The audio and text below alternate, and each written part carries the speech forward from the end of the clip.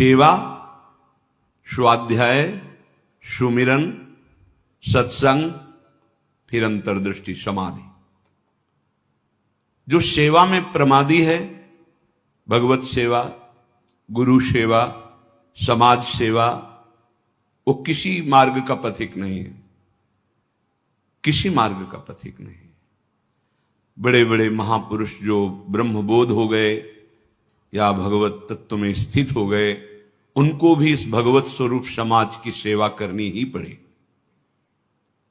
शरीर में जब तक हमारे बल है तब तक हमें समाज स्वरूप, भगवत स्वरूप, गुरु स्वरूप, वो एक ही परमात्मा बैठा है, हमें सेवा में तत्पर रहना है। क्योंकि शरीर से बहुत जन्मों में अशुभ कर्म हुए हैं, उनका क्षय सेवा से होता है। प्रगट शरीर से जब हम सेवा करते हैं, इसका प्रभाव मन पर पड़ता है। जो हम क्रियाएं करते हैं उनका प्रभाव मन पर पड़ता है। यदि अशुभ क्रियाएं हैं तो मन गंदा संकल्प करने वाला मलिन होता चला जाएगा। शुभ क्रियाएं हैं तो थोड़ा पवित्र होता जाए। लेकिन आपकी शुभ अशुभ दोनों से परे क्रियाएं भगवत स्वरूप, तो आपका मन भगवत स्वरूप हो जाएगा। तब अंतर्दृष्टि खुलती है, एक एक इंद्रिय परम पावन हो जाती है। ये 7 बातें पूज्य श्री राधा बाबा आदेश कर रहे हैं, अंतर्दृष्टि खोलने के लिए है। साधक प्राणों की बाजी लगा करके भी इनका कभी उल्लंघन न करे तो 4 अनर्थों का अपने आप नाश हो जाता है। आगे वर्णन आएगा। प्रेम ही अंतर्दृष्टि है। प्रेम नेत्र, हरिवंश नेत्र, हिय के नयन निहार, अंतर्दृष्टि, ये एक ही शब्द के बहुत से पर्यायवाची हैं। प्रेम नेत्र कह रहे प्रेम न बाड़ी नीपजे, प्रेम न हाट बिकाए, राजा परजा जेहि रुचे, शीस दे ले जाए। समझो, प्रेम ये बाजारू वस्तु नहीं कि खरीद लोगे पैसा देके। प्रेम ये ऐसा नहीं कि खेती बाड़ी है आप मेहनत करके इसे उपजा लोगे, नहीं। बोले चाहे राजा हो या प्रजा हो, जिसे भी प्रेम चाहिए शीस दे ले जाए। नारायण अति कठिन है हरि मिलन की बाट, या में पग पीछे धरे, प्रथम शीस दे काट। प्रथम शीस दे काट, शीस दे ले जाए, इसका क्या भाव होता है? अहम का समर्पण, बिका हुआ मैं हूं, मेरी कोई इच्छा नहीं, मेरी कोई चाह नहीं, अब जो ही कहें करें हम सोई, जैसा वो करते जोई जोई प्यारो करे, सोई मुझे भावे। बात हो गई। प्रेम नेत्र खुलने का अधिकारी हो गया। ये अहम ही तो नचा रहा है। ये कभी वैराग्य में बैठा लेगा, कभी तपस्या में, कभी भोगों में, कभी प्रमाद में। इसके अनुसार थोड़ी भूमिकाएं बनती हैं भक्ति की या ज्ञान की। आचार्यवाणी, गुरुवाणी, उनकी आज्ञा अनुसार चलने पर हृदय में भूमिकाएं जागृत होती रहती है। ये अहंकारी देहाभिमानी सुधरना ही नहीं चाहता, मनमानी आचरण करना चाहता है। मनमानी आचरणों से ही तो आज तक हम विमुख रहे, सुख से, शांति से, भगवदानंद से। दुख और अशांति, क्लेश और बंधन बार बार यही मन और बुद्धि तो दे रहे हैं। बिल्कुल सत्य बात कह रहा हूं, इसे केवल सुनना ही मत समझ लेना। पूज्य राधा बाबा के वचन।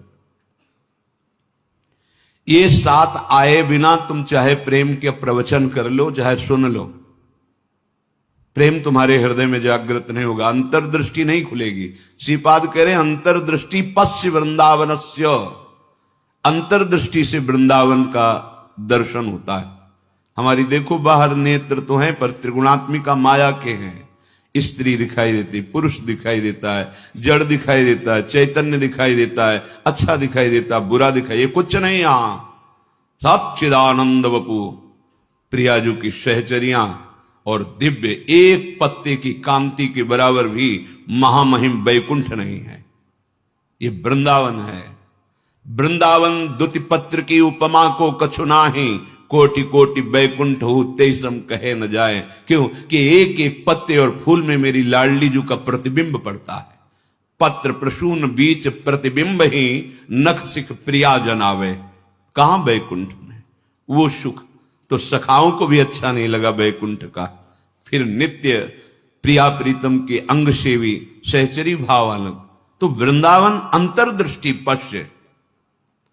जब तक भगवत साक्षात्कार नहीं हो जाता तब तक बहुत सावधान। इसके बाद सावधान रहने की जरूरत ही नहीं। जैसे मन सच्चिदानंद प्रभु का स्पर्श करेगा फिर इसको विषय सेवन की स्मृति ही नहीं रह जाती। उसे उपरति अवस्था कहते हैं। एक होती त्याग अवस्था, ये साधक करता है, विषयों के प्रति आकर्षण है पर भोगूंगा नहीं क्योंकि मुझे भगवत प्राप्ति करनी है। दूसरी होती वैराग्य अवस्था, भोगों का सानिध्य है, ये भी जानते हैं कि हां ये भोगने में मन बुद्धि कहते हैं कि सुखद है पर नहीं, राग रहित हो रहा है।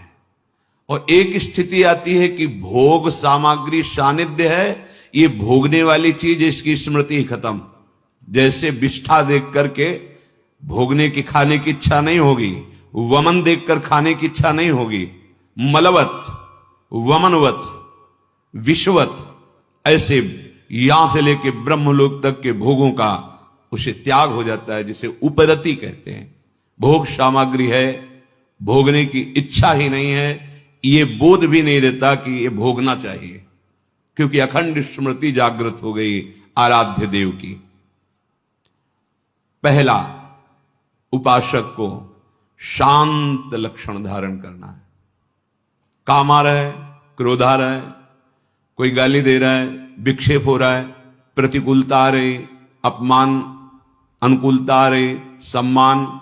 शांत का मतलब ना हर्ष न शोक, गंभीर, अंदर से गंभीर शांत। पहला लक्षण अंतर्दृष्टि खोलने के लिए सिद्धांत में भी वर्णन, शांति रव्यर्थ कालत्वम विरक्तिर्मान शून्यता। शांति, अपने प्रति कोई बार बार अपराध कर रहा है, शांत। न शरीर से दंड, न वाणी से दंड, न मन से दंड देने का संकल्प, क्योंकि सब में मेरा प्रभु विराजमान है। बिल्कुल ध्यान से बाबा ने कहा, ये बिल्कुल सत्य सत्य बात कह रहा हूं।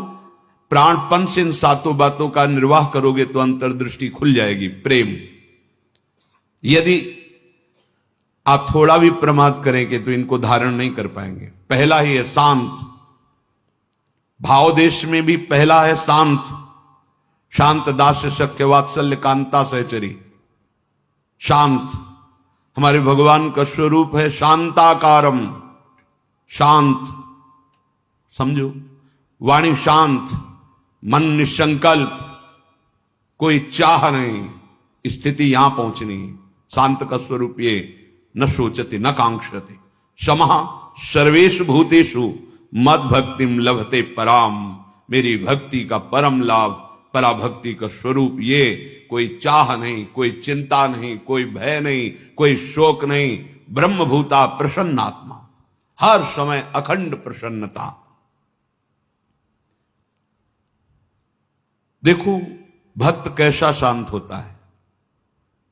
परीक्षित जी महाराज गर्भ से ही भगवान के परम प्रिय भक्त हैं।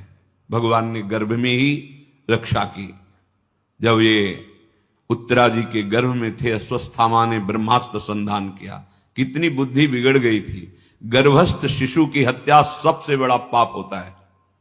भ्रूण हत्या, गर्भ हत्या, ये बहुत बड़े पापों में आता है। इतना बड़ा विद्वान क्रोध के वशीभूत होकर ब्रह्मास्त्र का संधान कि पांडवों का वंश ही विनाश कर देंगे। उत्तरा ने किसी अन्य का आश्रय नहीं लिया। जैसे द्रौपदी जी से चूक हुई, पतियों का आश्रय, सभा में बैठे हुए महापुरुषों का आश्रय, भुजाओं का आश्रय, दांत का, उत्तरा ने नहीं।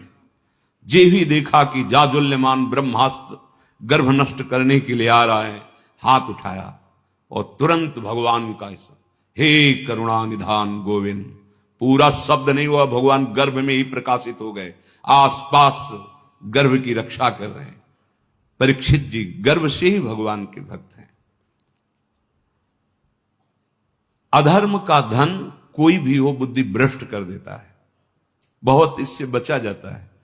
आप इससे समझिए अधर्म के धर्म का कितना प्रभाव होता है। जबरदस्ती बलात् राजाओं को जीत करके वैभव छीनना, यह स्वभाव था जरासंध का। संतों के मुख से सुना कि जब भीम के द्वारा भगवान ने जरासंध का वध कराया, सहदेव का तिलक किया, पर उसका वो मुकुट जिसमें बहुत से राजाओं की जीती हुई रत्न मणियां हीरे आदि थे, वो मिला के सबसे 20,000 तो कैद किए था। जैसे पशुओं की बलि देना हो, ऐसे वो बलि देने के लिए 20,000 राजाओं को। वही मुकुट एक दिन परीक्षित जी अपने मस्तक पर धारण किए। धारण करते ही शिकार खेलने का मन हुआ, चल पड़े शिकार। इतनी प्यास असह्य हो गई कि ऋषि आश्रम में गए। वो समाधिस्थ थे, अपने स्वरूप में स्थित थे। कोई है आश्रम में, मुझे बहुत प्यास लगी है। वहां तो समस्त इंद्रियां, मन बुद्धि सब चेष्टा रहित है, भगवत स्वरूप में एकदम डूबे हुए, बाहर से शांत एकदम। कोई चेष्टाएं न सुना रही न दिखा रही, कोई इंद्री काम नहीं करेगी, क्योंकि सौम्य अवस्था को प्राप्त समाधिस्थ महापुरुष। पता नहीं कैसे ऐसी बुद्धि बदल गई इतने बड़े महाभागवत की, उपेक्षा करके बाहर निकले, देखा एक मरा हुआ सर्प पड़ा था, ऐसे धनुष की नोक से उठाया और ऋषि के गले में डाल दिया। महत अपराध है। साधु का उपहास या इस तरह की चेष्टाएं, उनको इसका भी पता नहीं चला, तो शांत अपने स्वरूप में स्थित हैं। कुछ ब्रह्म ऋषि कुमार देखे कि राजा परीक्षित अंदर गए थे, बाहर गए तो कोई बात ही क्या, वहां गए तो देखा समाधिस्थ थे, उनके गले में मरा हुआ सर्प। तो ऋषि कुमार दौड़ते हुए श्रृंगी ऋषि जहां स्नान कर रहे थे वहां गए और कहा, राजा परीक्षित ने बड़ा उपहास किया आपके पिताश्री का, एक मरा हुआ सर्प गले में डाल दिया। इतनी बड़ी सामर्थ्य कैसे कि समाधिस्थ मेरे पिता का अपमान। तो क्या उन्होंने समझ लिया कि राजाओं के पास ही बल होता है, ब्रह्म ऋषियों के पास बल नहीं होता? नौ किशोर अवस्था है श्रृंगी ऋषि की, उसी जल से आचमन किया और कहा आज मैं दिखाता हूं कि ब्रह्म ऋषियों का बल क्या होता है। इसने मरा हुआ सर्प मेरे पिता के गले में डालकर एक ब्रह्म ऋषि का अपमान किया। मैं शाप देता हूं, आज के 7वें दिन तक्षक सर्प इसे डसेगा और कोई त्रिभुवन में नहीं बचा पाएगा। ऐसा ही हुआ और दौड़ करके आए और पिता के गले में लग गए। जब वो बहुत देर लिपट के रोए से तो धीरे धीरे वृत्ति बाहर आई। क्या हुआ, क्यों रो रहे हो? उनका ये परीक्षित आए हुए थे और आपके गले में मरा हुआ सर्प डाला, आपका अपमान किया। नहीं नहीं, देखो इसमें क्या अपमान होता है? गलती तो हमसे हुई, राजा भगवान का स्वरूप होता है। वो आए थे आश्रम में, अर्घपाद आदि देते, उनको जल पिलाते, उनकी सेवा करते, वो हमारे संपूर्ण प्रजा का शासन करते हैं, सेवा करते हैं, रक्षा करते हैं।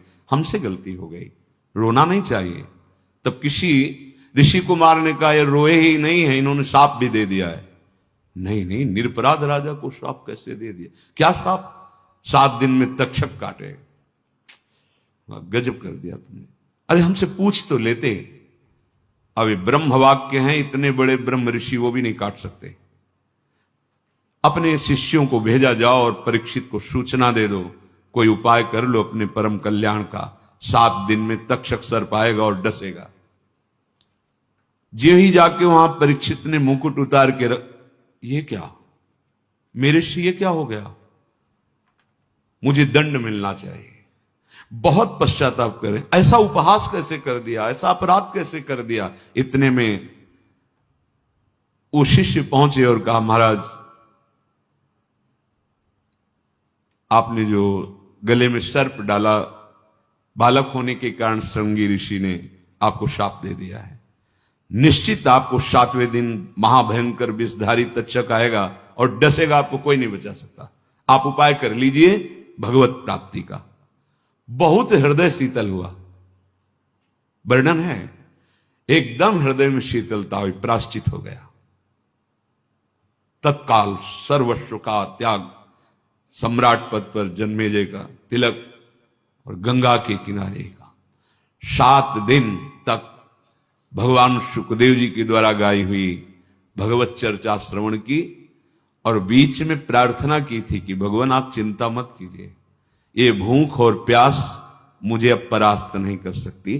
जिस प्यास से पीड़ित होकर के हमने गले में सर्प डाला था, आज उसी प्यास को मैं पराजित कर रहा हूं आपके श्रीमुख से सुने हुए भगवत वचन। विचार करो, इतने बड़ा श्राप सुनने के बाद उनके हृदय में कोई शोक नहीं, शांत हृदय।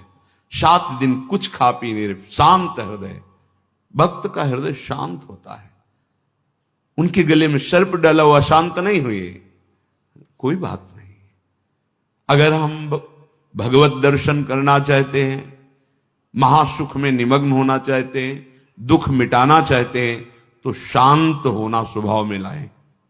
अशांत स्वभाव नहीं। अशांत से कुता सुखम। अशांति अगर हृदय में होगी तो बहुत पाप बन जाएंगे, कड़ुआ बोलोगे, गंदे आचरण बन जाएंगे, हिंसा आदि दोष भी उत्पन्न हो सकते हैं। इसलिए पहला अंतर्दृष्टि खोलने के लिए शांत, हमारा भाव भी पहला शांत भाव। ये मार्ग का पथिक भी शांत मार्ग का पथिक है। शांत शब्द को पकड़ो, अशांति अंदर से है दबा लो। नाम जब कर रहे हो ये सब मिट जाएगी। बाहर से तुम्हें पहले शांति लानी। बाहर की क्रियाओं में किसी भी तरह से किसी द्वंद्व में तुम्हें अशांत नहीं होना है। वो तभी हो सकता है जब आप लक्ष्य बना लियो भगवत प्राप्ति, तभी सह सकते हो, कोई बात नहीं।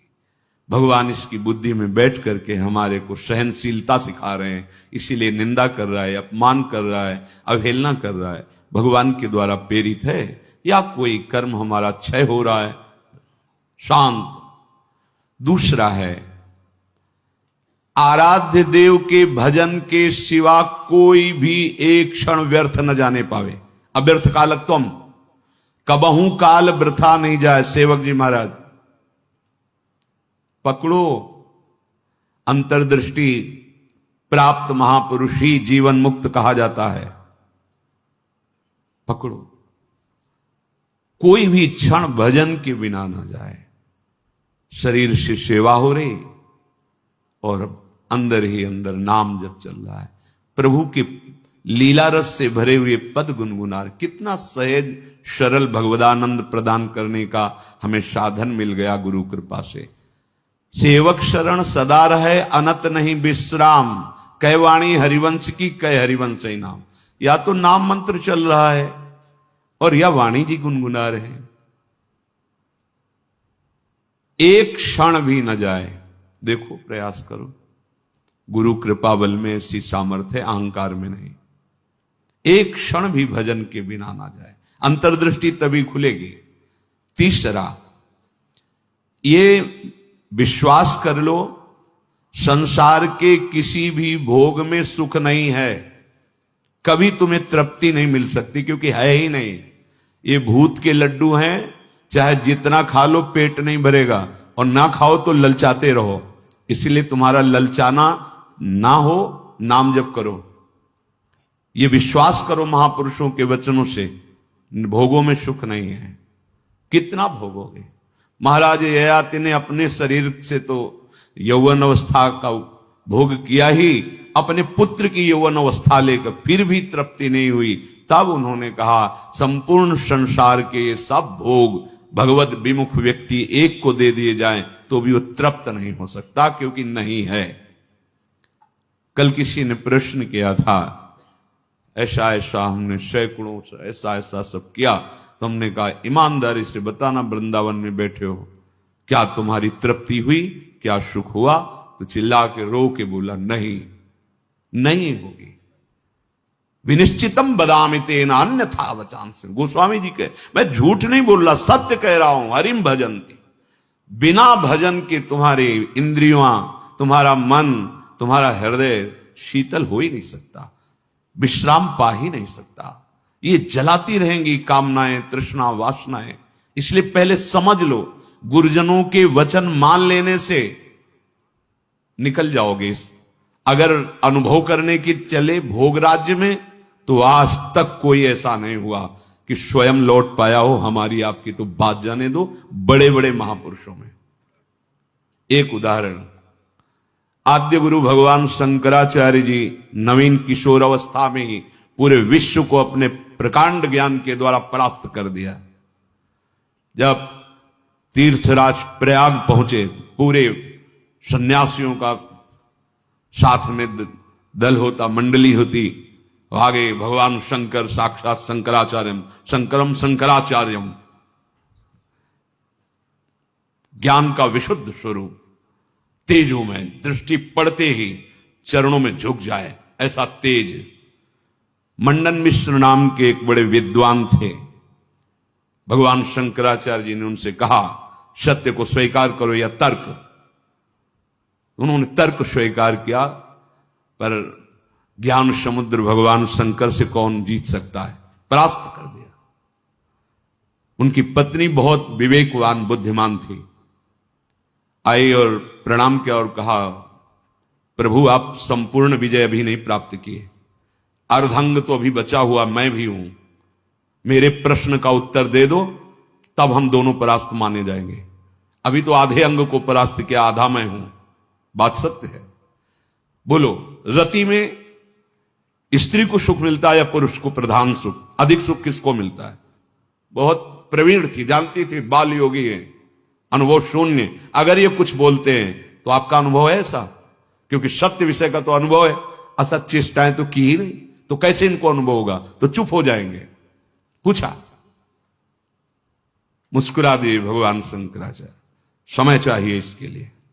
हाँ देती हूं। एकांत हुए अपने सब संतों को लेकर और गुफा में कहा कि मैं शरीर छोड़ रहा हूं, ये सन्यासी शरीर है। महायोगी थे, मैं इसका अनुभव करके उसको बताऊंगा। आप हमारे शरीर को गुप्त रखना और ऐसी ऐसी पद्धति से सुरक्षित रखना, प्रकाशित ना होने पावे कि यह शरीर यहां है। ध्यान के द्वारा देखा कि एक राजा का शरीर छूटा है, अपना शरीर छोड़ा और वहां सौ रख करके विलाप हो रहा था। अचानक हरकत आ गई शरीर में, प्रवेश कर गए आद्य गुरु भगवान शंकराचार्य। इसके पहले अपने शिष्यों को बता गए थे, मैं वहां उस शरीर में प्रवेश कर रहा हूं और भगवान हरि की माया बड़ी प्रचंड है, कहीं ऐसा ना हो कि उस वैभव सुख में राजी हो जाए। तो एक मोह मुद्गल स्तोत्र की रचना करके दे दी थी, ये आके सभा में सुनाना तो ये सब ठीक हो जाएगा। आद्य गुरु भगवान शंकराचार्य ज्ञान समुद्र, वो कह रहे हैं कि कहीं ऐसे वैभव में, राज वैभव में बुद्धि राजी ना हो जाए, इसलिए मोह मुद्गल स्तोत्र, भज गोविंदम गोविंदम भज मूढ़मते, पूरा स्तोत्र है। ये सुनाना के राज दरबार में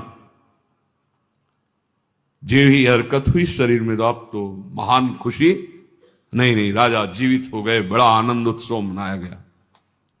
अब शरीर तो राजा का, लेकिन अंदर योगी, महायोगी, लौकिक चेष्टाओं का बिल्कुल ज्ञान नहीं।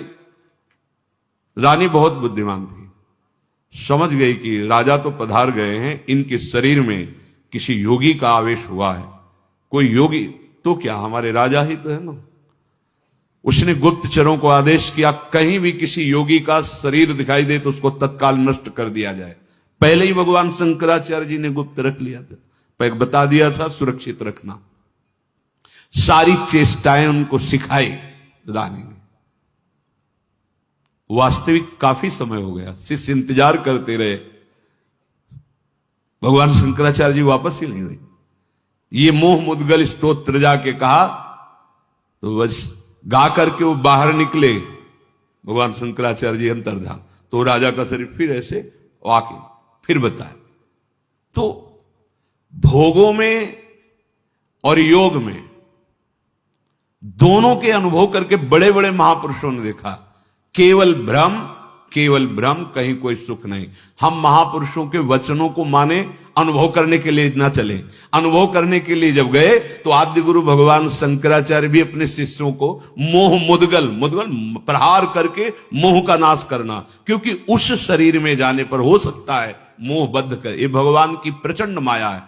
तो गुरु वचनों को मान लो, शास्त्र वचनों को मान लो, अनुभव करने गए तो फिर फंस जाओगे। वो तो समर्थ भगवान है, लीला करके दिखा रहे हैं।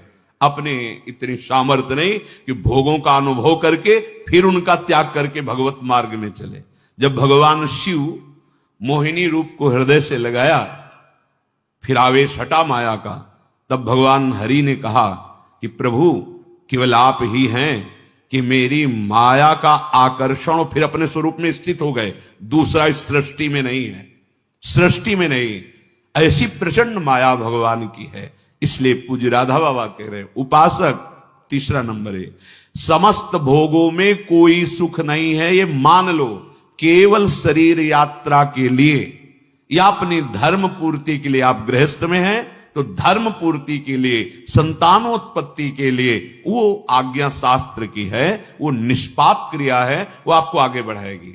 भगवत मार्ग के पथिक को जितने से काम चल जाए कम से कम, उतना शास्त्र सम्मत भोगों को स्वीकार करके आराधना में बढ़ना है। शास्त्र सम्मत, तस्मात् शास्त्रम प्रमाणम ते।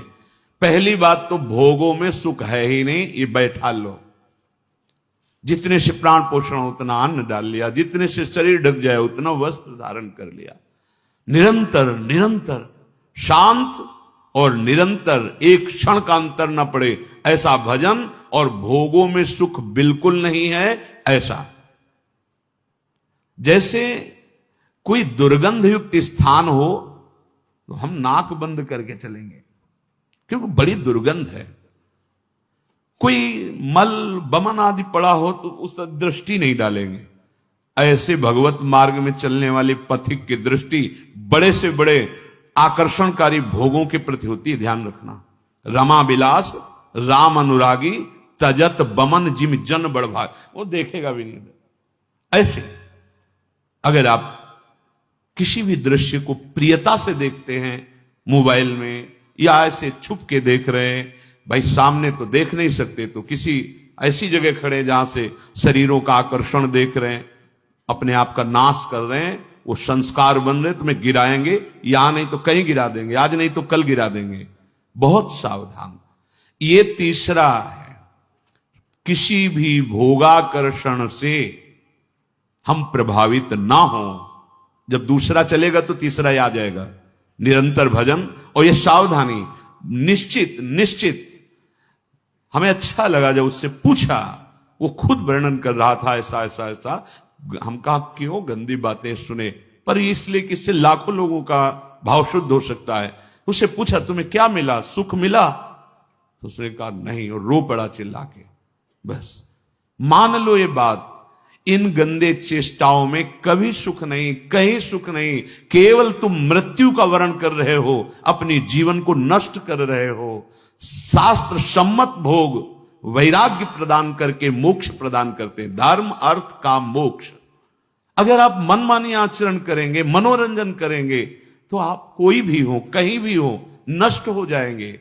ये संत महापुरुष जन, इनकी वाणी एक जैसे मां दुलार करके डांटती है, ऐसे अनंत दुलार लेकर आपसे कह रहे हैं। आपकी निंदा करना उद्देश्य थोड़ी है, आपको अवगुणी साबित करना उद्देश्य नहीं, आपके हृदय को चोट पहुंचाना उद्देश्य नहीं, पर आपके हृदय को महान बनाना और दुर्गुणों से, दुर्विचारों से, दुष्कर्मों से मुक्त करा के महासुख में निमग्न करना, इस संतों की वाणी का पावर है, ये उसकी सामर्थ्य है। आप उसे कटु वचन न माने, उपहास या अवहेलना न माने। जैसे हम चाहे जो रोग हो डॉक्टर के सामने पेश करते हैं, ऐसे ही बड़ी कृपा है उनके ऊपर जो अपने अवगुणों को अवगुण मान रहे हैं और उनसे दूर होना चाहते हैं। ये कोई आश्चर्य में बात नहीं, क्योंकि भगवती माया बहुत बलवती है। भगवत विमुख कुछ भी करा सकती माया। जो भगवान नाम जापक वहां होश में रहती माया, क्योंकि वो स्वामी का नाम जप कर रहा है और प्रभु की शरण में है। अगर उपासक के हृदय में भोगों से घृणा नहीं आई है तो अभी उपासना का रंग नहीं, नाम जप नहीं चल रहा पक्का। हृदय की बात कहता हूं। आप देखो, एक दिन चला के नाम देखो, 24 घंटे जलन पैदा हो जाएगी अगर कोई आपसे बात करना चाहेगा। कुछ देखना, कुछ सुनना, कुछ बोलना, ये जहर लगने लगेगा आपको। देखो तो करके। अब आप मनोरंजन में लगे हो, किसी तरह समय कट रहा है, खाया पिया, मौज मस्ती, ये जीवन ऐसे व्यतीत करने लायक नहीं। बड़ा दिव्य जीवन है। मानव देह पशुवत थोड़ी आचरण करना है। दिव्य दैवी सद्गुणों से युक्त होकर आप चाहो नारायण बन सकते हो, आप साकेतपुर जा सकते हो, आप शिव स्वरूप कैलाश में जा सकते हो, आप जो भाव चाहें दिव्य भाव में। ये जन्म मरण का दुख भोगते भोगते तुम्हें ऊबना नहीं आया। एक संकट कोई निवृत्त करने के लिए मारा घूमता है, यहां चले जाए वहां चले जाए, और नाम गरज रहा है हर दुखों को मिटाने के लिए। कहीं जाने की जरूरत नहीं। राम कृष्ण हरि जो नाम प्रिय, राधा राधा राधा, सर्व मंगल होता चला जाएगा। बार बार इसीलिए कह रहे हैं, नाम जपत मंगल दिशि दसहु। कहीं भी जाओगे तुम्हारा मंगल ही होगा, नाम चल रहा है। नहीं, ये भोगा शक्ति बहुत ही प्रबल है, विचार करने का अवसर नहीं देती, भ्रष्ट कर देती है। नाम चल रहा है, इसकी ताकत नहीं कि गिरा सके। चौथी बात, मन में अपने अंदर मान का बिल्कुल भी प्रभाव न रह जाए। अंतर्दृष्टि खुलने के लिए पहला शांत, दूसरा निरंतर भजन, तीसरा भोगों में सुख नहीं, दृढ़ बुद्धि, भोगों से घृणा। चौथी बात, अपने अंदर मान न रह जाए। अगर मान है तो परम पद में आरूढ़ होने के लिए सबसे पहला त्याग इसी का किया गया है। निर्मान मोहा जित संग दोषा। पहले मान रहित, सबहि मान प्रद आप अमानी। मान अगर है तो फिर परमार्थ मार्ग का पथिक। और संसार में मान के लिए ही सब कुछ किया जाता है, और परमार्थ मार्ग इससे उल्टा है। मान की धज्जियां उड़ा दी जाती हैं। सम्मानम कलयाति घोर गरलम, ये घोर हलाहल विष है। अगर अध्यात्म की ऊंचाई पर चढ़ना है तो सम्मान की धज्जियां उड़ा दे, अंदर से कभी स्वीकार न करे, सबके चरणों में नमन करे। वो साष्टांग कर रहा है, पंचांग कर रहा है, बलिहारी उसकी श्रद्धा है। वो सबके हृदय में विराजमान भगवान को प्रणाम कर रहा है, गुरु प्रदत्त वेश को प्रणाम कर रहा है। हम तो दास हैं उनके चरणों में। सम्मान स्वीकार करना, ऐसा अधिकार केवल भगवान को या भगवत प्राप्त महापुरुष को ये अधिकार है, अपने जैसे दासों का। बस कोई प्रणाम करे तो नम्र होके प्रणाम। अगर वो कर रहा है तो गुरु प्रदत्त वेश को, हृदय में विराजमान प्रभु को कर रहा है, अपने को नहीं। अगर अपने उस मान के भोक्ता बने तो परमार्थ चल ही नहीं पाओगे, नहीं चल पाओगे, नहीं चल पाओगे। ये मान बहुत घातक जहर है। अगर सत्संग नहीं मिला, गुरु कृपा नहीं हुई, तो इसी का पोषण शुरू रहता है। वैराग्यवान होकर के भी इसी मान का पोषण होता रहता है। और परम पद में आरूढ़ होने के लिए सबसे पहला त्याग इसी का है। निर्मान अमोहा जित संग दोषा। मान रहित, ये हृदय में बैठा लिए। बहुत सूक्ष्म बंधन है ये। कभी कभी बड़े बड़े मान का त्याग मान के लिए हो जाता है। सम्मान पत्रों का, आसनों का त्याग मान के लिए। बड़े सुंदर, कितने दयनीय। ये सुनने की इच्छा मान की इच्छा है। अगर स्वाभाविक हमारी स्थिति मान रहित हो रही तो ये केवल गुरु कृपा से, ये पक्का। ठाकुर जी भी हृदय में बैठे हैं, कभी डांट नहीं लगाई, हृदय में ही तो है। लेकिन जब ठाकुर जी गुरु रूप से आए तो एक एक चोरों को पकड़ करके पीट पीट के बाहर कर दिया। अहंकार, मान, मद, काम, क्रोध, लोभ, मोह, मद, मत्सर, ये सब पर टिको ना, आज्ञा पे टिको, गुरुजनों की आज्ञा पर, वाणी पर टिको, सब ठीक हो जाएगा। ये जिम्मेवारी प्रभु की बन जाती है। योगक्षेमम वहाम्यहम, अप्राप्त को प्राप्ति कराना और प्राप्ति की रक्षा करना। आप अनन्य चिंतयन्तो माम, अनन्य होकर केवल चिंतन करो, संभाल लेंगे। मान को स्वीकार मत करो, मान को स्वीकार न करो। शरीर स्वस्थ है, कोई प्रणाम कर रहा है, आप भी प्रणाम करो, उसकी श्रद्धा है। जब बहुत लोग प्रणाम करें तो कहां तक करोगे? हृदय से सबको प्रणाम किया और अपनी स्वीकृति नहीं की कि हमें प्रणाम हो रहा है। नहीं नहीं, देहाभिमान पुनः पुष्ट होने लगेगा। बहुत सूक्ष्म है।